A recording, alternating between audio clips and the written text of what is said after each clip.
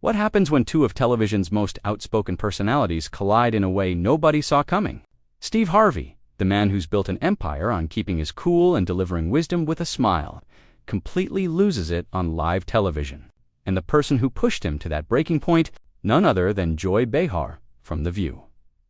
This wasn't your typical celebrity disagreement. This was a full-scale meltdown that had producers scrambling, cameras shaking, and viewers at home absolutely stunned. Before we dive into exactly what set Steve off, make sure you hit that subscribe button and drop a comment below telling us whose side you're on. Because, trust me, you're going to need to pick one after hearing what went down. It started innocently enough. Steve Harvey was scheduled as a guest on The View, promoting his latest project. And everyone expected the usual banter, some laughs, maybe a game or two. Steve's been on talk shows a million times. He knows how to work a crowd, deflect tough questions with humor, and leave everyone feeling good. But something was different this time. From the moment Steve walked out and took his seat, there was a tension in the air. Joy Behar, never one to hold back her opinions, had apparently decided this wasn't going to be just another fluffy celebrity interview. The first few minutes went fine. Whoopi Goldberg asked Steve about his upcoming projects, and he talked about his radio show, Family Feud, and some business ventures he's been working on. The audience clapped, laughed at his jokes, everything seemed normal. But then Joy leaned forward, and you could see it in her eyes. She was about to go somewhere the other hosts weren't expecting. "Steve, I have to ask you something," Joy said, her voice cutting through the pleasantries like a knife. "You've made a career out of giving relationship advice, telling women what men want, how to act, how to get a man, but some people say your advice is outdated, even a little sexist. What do you say to that?" The studio went quiet. The other hosts exchanged glances. This wasn't part of the pre-interview discussion. Steve's smile didn't falter, but if you watched closely, you could see his jaw tighten just a fraction. "Well, Joy, I appreciate the question," Steve said, his voice still smooth and controlled. "I've helped millions of people with my books and advice, men and women. What I do is tell the truth about relationships from a man's perspective, something a lot of women say they appreciate because it gives them insight." Joy wasn't backing down. She shook her head, a slight smirk on her face. "But Steve, come on. Some of the things you've said, like women should never approach a man first, or that women need to let men be the provider and protector. It's 2024, not 1950. Don't you think that kind of advice holds women back?" The audience made a collective ooh sound. This was getting spicy, and everyone could feel it. Steve shifted in his seat, and for the first time, that famous smile of his started to fade. "Joy, with all due respect, I think you're misunderstanding what I teach," Steve said, his tone getting a little sharper. "I'm not telling women they can't be independent or strong.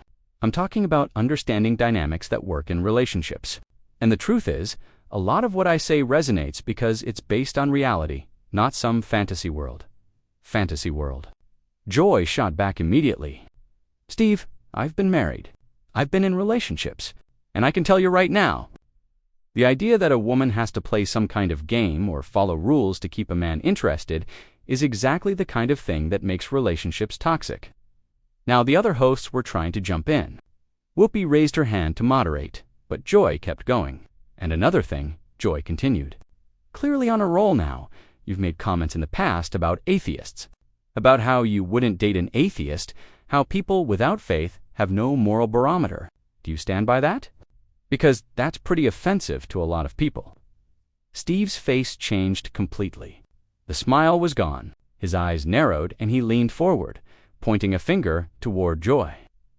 "Now, hold on a minute," Steve said, his voice rising. "Don't you sit there and twist my words.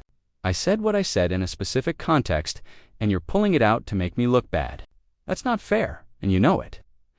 "I'm not twisting anything, Steve," Joy fired back. "You said what you said on camera. It's out there. And if you believe it, own it. But don't sit here and act like people are wrong for calling you out." The tension was suffocating now. The audience didn't know whether to clap, gasp, or stay silent. Sonny Hostin tried to interject with a calmer question, something about Steve's charity work, but it was too late. The fuse had been lit. "You know what, Joy," Steve said, his voice tight with barely controlled anger. "I came on this show thinking we were going to have a conversation, not an ambush. You want to sit here and lecture me about what I believe? You don't know me. You don't know what I've been through, what I've built, how many lives I've changed. I'm not lecturing you, Joy said, her voice getting louder too. I'm asking you questions. Isn't that what we do here? Or are you only comfortable when people are throwing softballs at you? That did it. Steve stood up, his mic still attached, and the whole studio froze. Producers off camera started moving, unsure if they should cut to commercial or let this play out. So Steve repeated, his voice booming now. Joy, you've been taking shots at me since I sat down. You want to talk about outdated? Let's talk about how you approach conversations. You don't listen, you just wait for your turn to attack. That's not journalism. That's just being rude. Joy stood up too, not backing down an inch. Oh, so now I'm rude because I'm asking you tough questions. Steve, you're a public figure. You put yourself out there. If you can't handle being challenged, maybe you shouldn't be giving advice to millions of people. The other hosts were practically yelling now, trying to get control of the situation. Whoopi was saying something about taking a break. Sunny was trying to calm Steve down. Alyssa Farrah Griffin looked like she wanted to disappear into her chair. But Steve and Joy were locked in, neither willing to give an inch. You want to challenge me?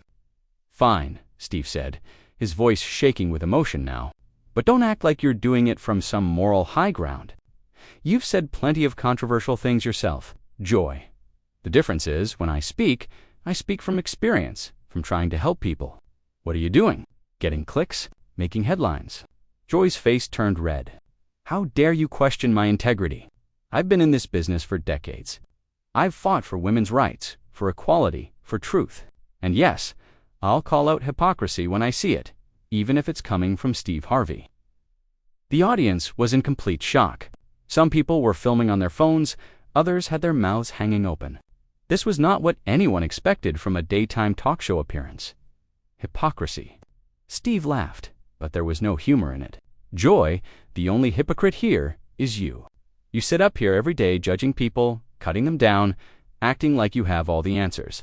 But when someone pushes back, you can't handle it. You want to dish it out, but you can't take it. I can take plenty, Steve, Joy snapped. What I can't take is someone who profits off giving bad advice and then gets defensive when called out for it. At this point, a producer finally stepped onto the stage, trying to physically separate them and signal for a commercial break. But Steve wasn't done. Bad advice, he shouted, pulling his mic off. My advice has saved marriages, Joy. It's helped people find love, build families, create better lives. What has your constant negativity done for anyone? Joy ripped her mic off too. My negativity? You mean my honesty? Sorry if the truth hurts, Steve, but somebody needs to say it. The camera finally cut to commercial, but the damage was done. When the cameras cut back from commercial, you could feel the entire energy of the studio had shifted. The producers had clearly used those few minutes to try to calm everyone down.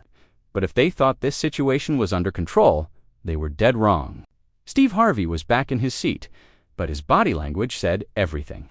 Arms crossed, jaw clenched, staring straight ahead. Joy Behar sat across from him, chin up, defiant, like she was ready for round two. The other hosts looked absolutely terrified.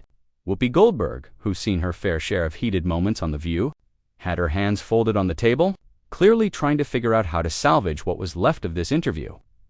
Welcome back, Whoopi said, her voice steady but cautious. We're here with Steve Harvey, and before the break, things got a little intense. I think maybe we all need to take a breath, and no, Whoopi, we don't need to take a breath. Joy interrupted, and you could see Whoopi's eye twitch slightly. Steve accused me of attacking him, and I want to address that. I wasn't attacking anyone. I was asking legitimate questions that our audience, deserves to hear answered. Steve let out a bitter laugh, shaking his head. Legitimate questions. Is that what we're calling it now? Joy, you came at me with an agenda from the start. You weren't curious, you were looking for a fight. I came at you with accountability, Joy shot back immediately. There's a difference, Steve. When you have the platform you have, when you influence as many people as you do, yes, you should be held accountable for what you say. Sunny host, clearly trying to be the voice of reason, jumped in. I think what Joy is trying to say, and Steve, maybe you can help us understand, is that some of your advice has been criticized for being traditional in a way that some modern audiences find limiting. Is that fair? Steve turned to Sonny, and for a moment, it seemed like he might actually engage in a calmer way. Sonny, look, I get that times change. I understand that what worked in relationships 30 years ago might not be exactly the same as what works now. But human nature, that doesn't change. Men and women still want the same basic things: respect, love, security, partnership. My advice is built on that foundation. But who defines what men and women want? Joy interjected, not giving him a moment of peace. You speak like you're the authority on all men, like every man thinks the same way you do. That's the problem, Steve. You generalize. Of course I generalize, Steve said, his voice rising again. That's what advice is. Joy. You take patterns you've seen, experiences you've had, wisdom you've gained, and you share it. Nobody's saying it applies to every single person on earth, but it applies to enough people that millions have found it helpful. Or maybe millions have bought into an idea that keeps them stuck in old patterns, Joy countered. Maybe your advice is popular because it's easy, because it tells people what they want to hear instead of challenging them to grow. The audience gasped again. Even Alyssa Farah Griffin looked stunned by how directly Joy was coming at him. Steve's face went from frustrated to genuinely angry. Keeps them stuck. Steve repeated slowly, his voice dangerously quiet now. Joy, I've had women come up to me in tears, thanking me because my book helped them understand why their relationships were failing. I've had men tell me that my advice helped them become better partners, better fathers. You're sitting here in your ivory tower with your opinions, and you're dismissing all of that because it doesn't fit your worldview. I'm not dismissing anyone's experience, Joy said firmly. I'm questioning your approach. And yes, Steve, I think some of your advice is rooted in outdated gender roles that do more harm than good. Whoopi tried again. Okay, let's maybe move to something else. No, Steve said, cutting her off. Let's not move to something else. Let's finish this, because clearly Joy has more she wants to say, so let's hear it. What else do you have a problem with, Joy? Let's get it all out. Joy didn't hesitate. Fine, you want to get it all out. Let's talk about the comments you made about successful women. You've said on multiple occasions that men are intimidated by successful women, that women who make more money than men need to be careful about emasculating them. Do you realize how damaging that message is? Damaging? Steve said, leaning forward. It's the truth, Joy. I didn't make up the fact that a lot of men struggle with ego when their partner out-earns them. I'm not saying it's right. I'm saying it's real. And when I give advice, I'm helping women navigate that reality. But by validating that reality, you're perpetuating it, Joy fired back. Instead of telling men to get over their fragile egos, you're telling women to tiptoe around them. That's the problem. You're putting the burden on women to manage men's insecurities instead of telling men to grow up. The audience erupted in applause at that, and you could see Steve's face turn red. He wasn't used to being on the defensive like this, especially not in front of a live studio audience that seemed to be siding with his opponent. Fragile egos, Steve repeated, his voice tight. Joy, you don't understand men at all if you think it's that simple. Do you know what it's like to be raised your whole life being told you need to provide, protect, be strong, be the breadwinner, and then feel like you're failing at that? I'm not excusing bad behavior, but I'm explaining it so that women can have empathy and make informed choices. Empathy is fine, Joy said, her tone sharp, but not at the expense of women's progress. And Steve, whether you want to admit it or not, your advice often asks women to shrink themselves to make men comfortable. That is absolutely not what I do, Steve said, his voice booming again. I empower women to understand the game so they can win at it. The game? Joy laughed incredulously. See, that's the problem right there. You treat relationships like a game with winners and losers, with strategies and rules. That's toxic, Steve. Relationships should be about partnership, equality, honesty, not playing games. Oh, please, Steve said, waving his hand dismissively. Spare me the fairy tale, Joy. Every relationship has dynamics, negotiations, compromises. Pretending otherwise is naive. I'm not naive. I'm realistic, Joy countered. And the reality is that your brand of advice keeps women playing roles instead of being authentic. Sarah N., who had been quiet this whole time, tried to interject with something about how both perspectives might have value. But neither Steve nor Joy was interested in middle ground anymore. Authentic? Steve scoffed. Joy, you want to talk about authentic? Let's talk about this show. You sit up here every day performing, giving hot takes, saying whatever gets a reaction, and you want to lecture me about authenticity. I am authentic, Joy said, her voice steely. I say what I believe, and I don't apologize for it. Can you say the same, Steve? Or do you just say whatever sells books? That was the breaking point. Steve shot up out of his chair again, and this time there was no stopping him. You know what? I'm done, Steve said, yanking at his microphone wire. I don't need to sit here and be disrespected by someone who clearly has no interest in an actual conversation. Joy, you wanted a fight? You got it. But don't expect me to sit here and take your condescension. I'm not being condescending, Joy said, also standing now. I'm being direct. If you can't handle direct questions, that says more about you than it does about me. Direct? Steve laughed harshly. You're not being direct, you're being disrespectful. There's a difference. You can disagree with someone without being nasty about it, but apparently you never learned that I'm nasty. Joy's voice rose to match his. You're the one who came on this show with an attitude from the start. I came on this show to promote my work and have a conversation, Steve shouted. You turned it into an interrogation. The other hosts were all talking at once now, trying to restore order, but it was chaos. The audience didn't know whether to film, watch in silence, or try to intervene. Security staff had moved closer to the stage, just in case things escalated further, Joy repeated. Steve, these are questions any serious interviewer would ask. The fact that you're melting down over them tells me you know I'm hitting on something true. I'm not melting down, Steve said, though his shaking hands and raised voice suggested otherwise. I'm standing up for myself against someone who's been trying to tear me down since I walked out here. Nobody's tearing you down, Joy insisted.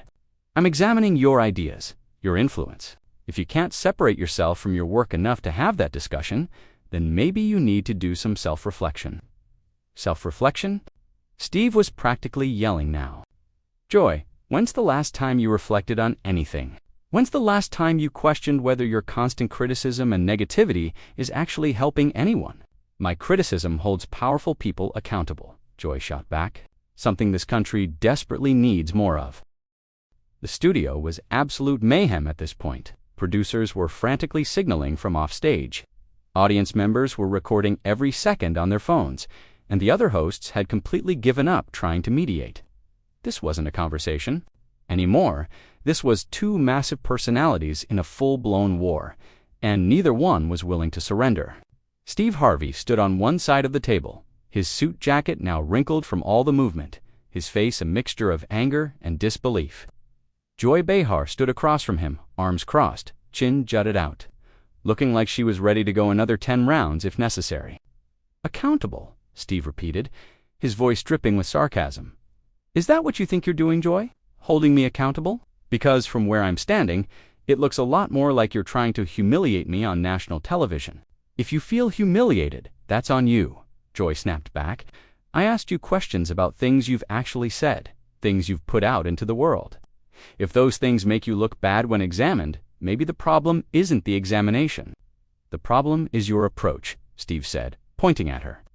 You didn't come into this wanting to understand my perspective or have a real dialogue. You came in loaded for bear, ready to take me down, and you're acting like that's journalism. It's not. It's a hit job. A hit job, Joy laughed, but there was no humor in it. Steve, you're a millionaire celebrity with multiple shows, books, and business ventures. I asked you some tough questions on a daytime talk show. If that's a hit job to you, you've lived a very sheltered life. The audience made another collective sound, this time a mix of gasps and nervous laughter. Steve's eyes went wide at that comment, and you could see him struggling to maintain any semblance of composure. Sheltered? Steve's voice went low and dangerous. Joy, I grew up poor. I was homeless. I slept in my car for 3 years trying to make it as a comedian. I worked my way up from nothing to get where I am today. Don't you ever call my life sheltered. For the first time, Joy seemed to hesitate, but only for a moment. I'm not talking about your past, Steve. I'm talking about your present. Right now, in this moment, you're acting like being questioned is some kind of attack. That's privilege talking. Privilege, Steve repeated, and he actually laughed this time, a harsh, bitter sound. You're going to lecture me about privilege? Joy, you've been on television for decades. You've had a platform to say whatever you want, whenever you want. You sit at this table every single day and judge everyone from politicians to celebrities to regular people, and nobody questions you. But when someone pushes back on you, suddenly you're the victim. I'm not playing victim, Joy said, her voice getting louder again. I'm doing my job, and my job is to ask questions that matter, to challenge people who have influence, to not just let them come on and spout whatever they want, unchallenged. But that's just it, Joy, Steve said, his frustration boiling over again.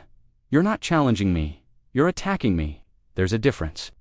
You can disagree with someone's ideas without attacking their character, without twisting their words, without making them out to be some kind of villain. I haven't twisted anything, Joy insisted, her hands gesturing emphatically.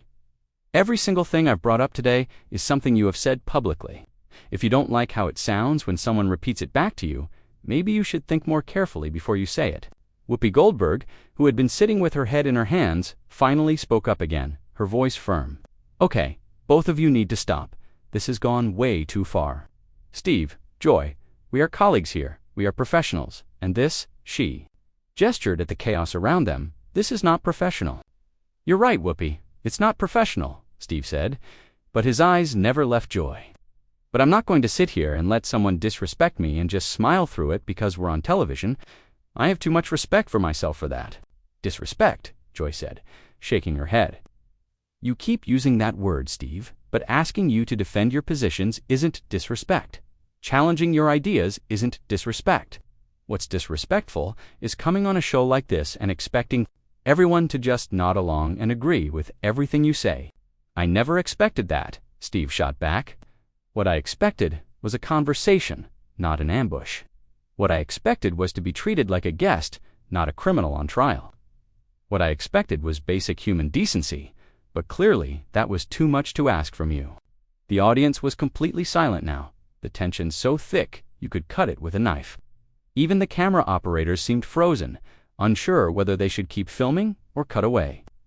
Basic human decency. Joy's voice rose to a near shout. You want to talk about decency? What about the decency of not spreading advice that reinforces sexist stereotypes? What about the decency of not making blanket statements about entire groups of people? What about the decency of admitting when you might be wrong about something instead of doubling down? I admit when I'm wrong, Steve said, his voice shaking with emotion now. But I'm not wrong about this. I'm not wrong about my experiences, about what I've seen work in relationships, about the truth of human nature. You can disagree with my conclusions, fine, but don't tell me my lived experience is invalid. Your lived experience isn't the same as universal truth, Joy countered. That's what you don't seem to get. Just because something was true for you doesn't mean it's true for everyone, and you speak with such authority, like your way is the only way, and that's dangerous.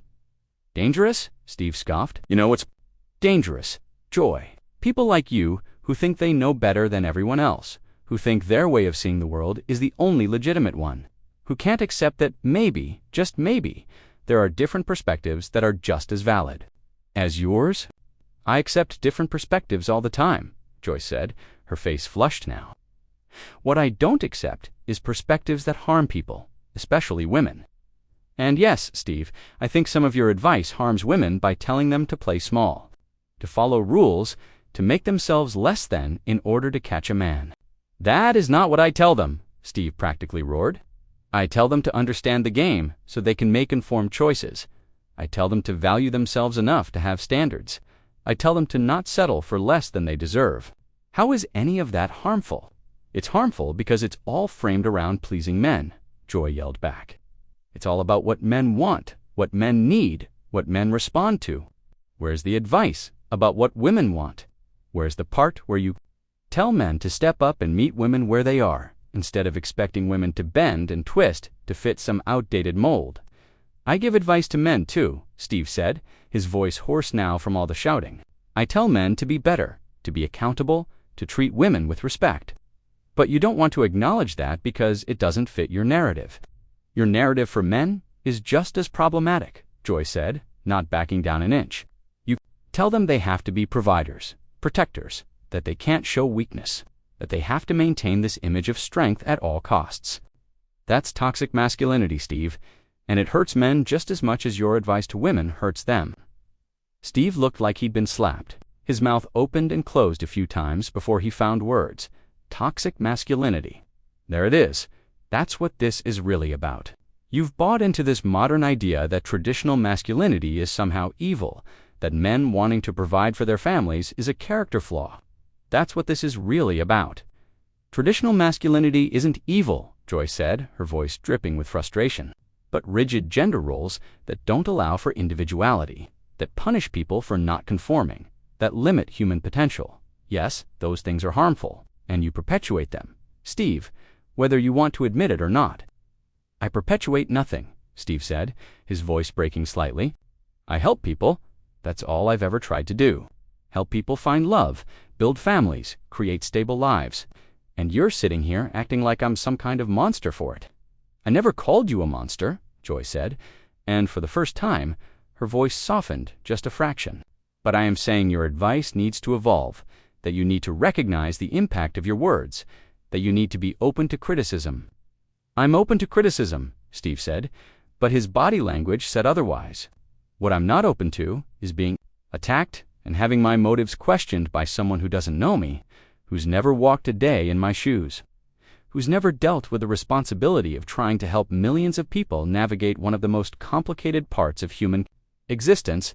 Then help them better, Joy said simply. That's all I'm asking. Help them better by updating your thinking, by acknowledging that relationships have evolved, by admitting that maybe, just maybe, the rules you learned don't apply anymore. Steve stared at her for a long moment, and the entire studio held its breath. Then he did something nobody expected. He smiled, but it wasn't a happy smile. It was the smile of someone who'd reached their absolute limit. That was the moment. Steve Harvey raged on The View, a television moment that nobody who witnessed it will ever forget. If you made it this far, make sure you hit that subscribe button and drop a comment below answering this question. Do you think Joy Behar crossed the line, or was she just doing her job? Let us know what you think.